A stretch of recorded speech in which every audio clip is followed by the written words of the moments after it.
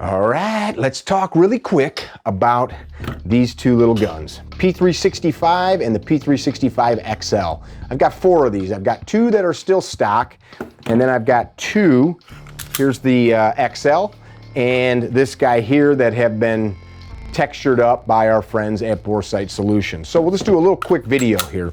I have been shooting these quite a bit the last couple years. This one we did a video that's on YouTube where we see it break during a Gabe White class. The firing pin broke. Got a lot of hate on this, but here's a couple things I want you to take away from this video. 1, carry what you want. 2, if you are really carrying a gun to protect yourself, invest time in that weapon with the holster on the training range as if your life or the lives of your loved ones depend on it. Don't take this stuff willy-nilly. Don't think that if you can go blaze down targets with this beautiful gun that you're going to get the same result with this.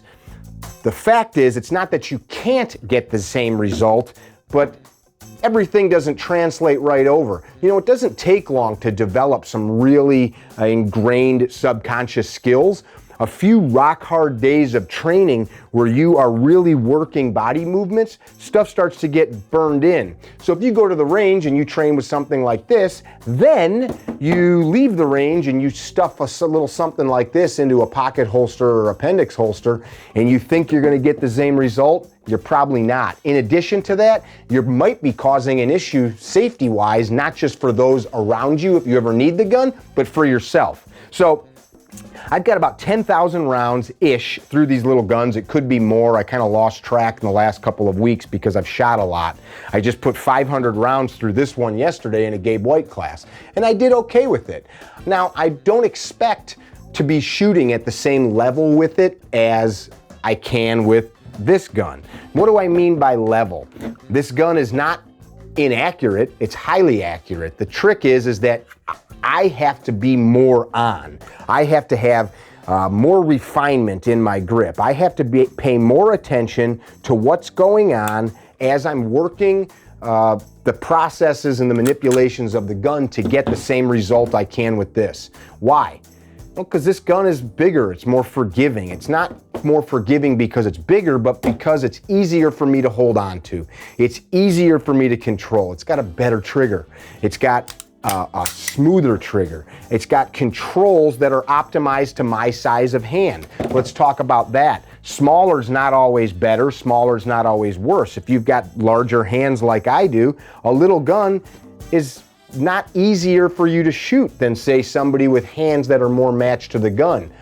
Not talking about recoil control, I'm talking about physically being able to manipulate the gun. So look at me if I go to grab the slide. I cover up half the slide or more with my hand to rack it.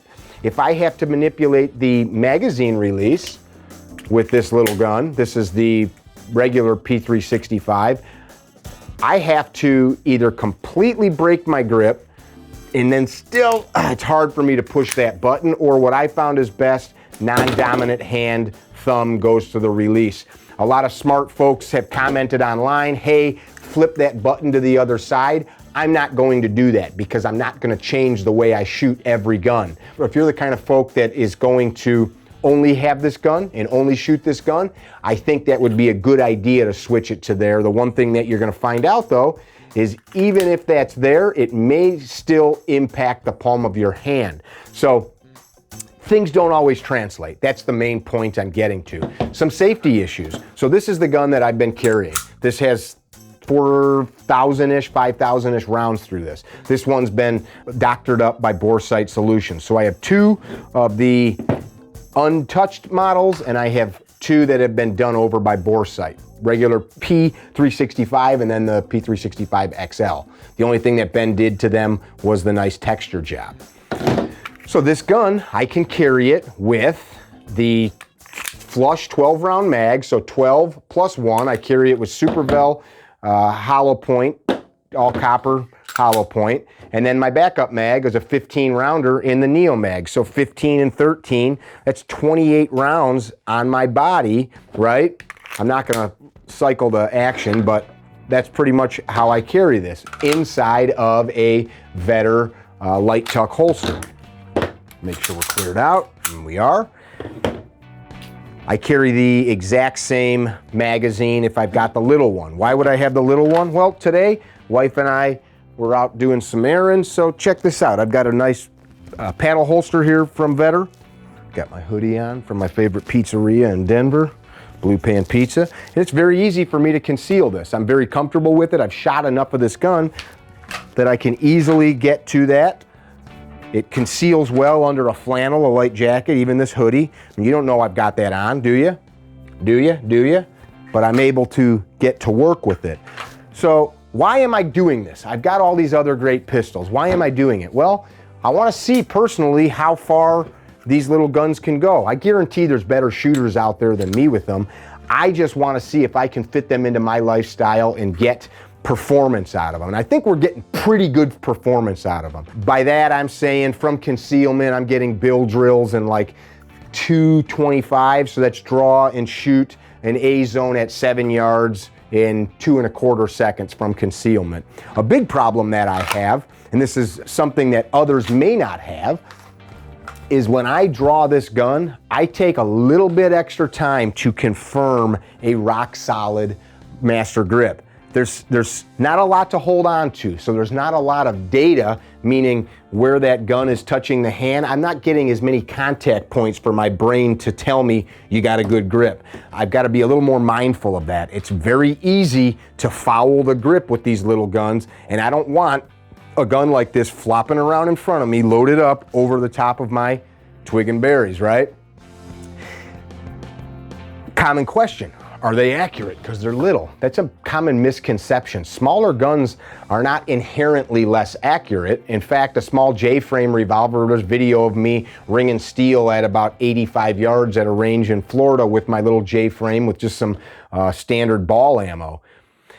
It's not that the gun is less accurate, it's you have to work harder to extract that accuracy out of it. By work harder, I'm talking about having a very judicious sight picture. You got to see exactly what you need to see to line them up. You've got to be judicious in that you're paying attention to what you need to. You've got to be very mindful of that grip being consistent. One shot, not so hard. You start running the gun fast and you want that thing to track flat.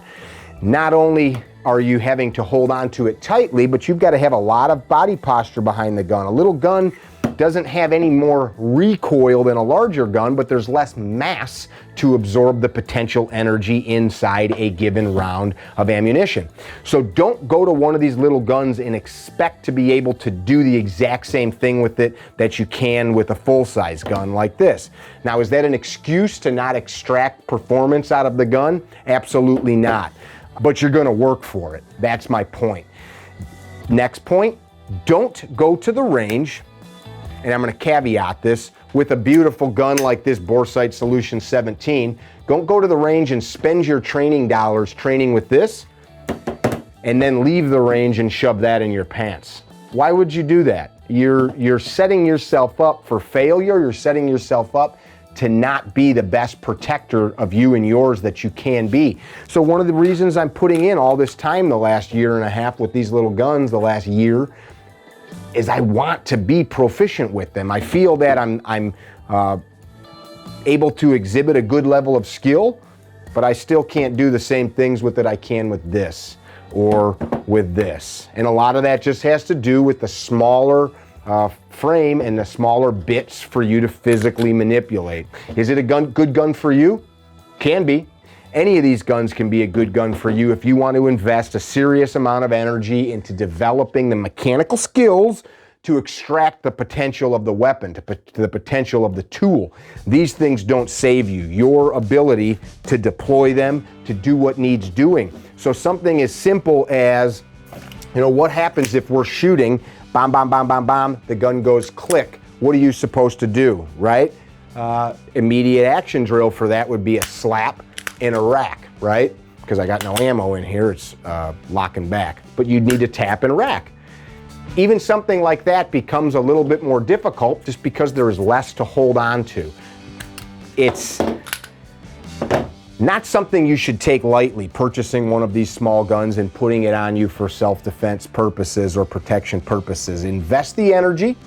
I say after now thousands and thousands and thousands of rounds through them, I have no problem carrying one.